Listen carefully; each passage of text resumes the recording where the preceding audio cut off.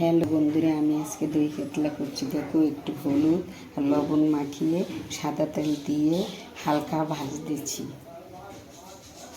তারপরে যখন মাছটা ভাজা হয়ে যাবে, তারপরে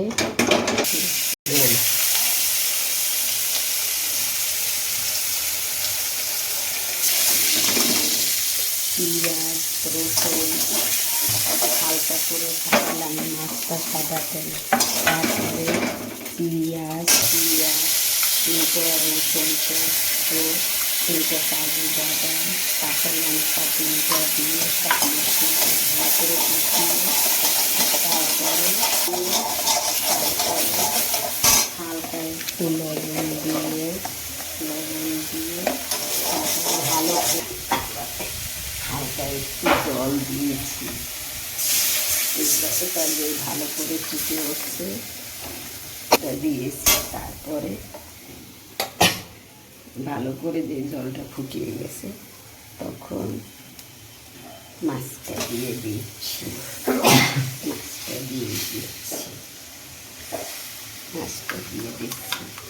তারপরে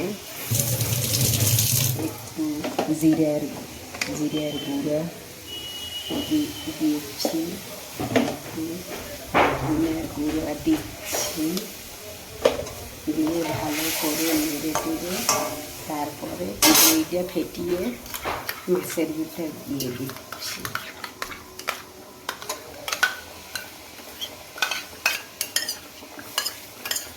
20 মিনিট পর নামিয়ে দেব। ঢাকা দিয়ে ঢেকে দিয়ে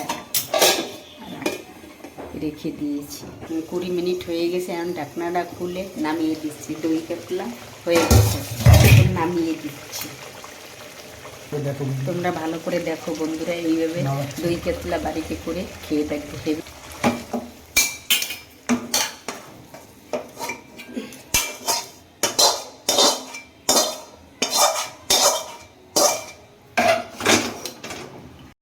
এইভাবে দই কাতলা রেডি হয়ে গেলে এইভাবে তোমরা করে খেয়ে দেখবে, হেভি টেস্টি লাগবে।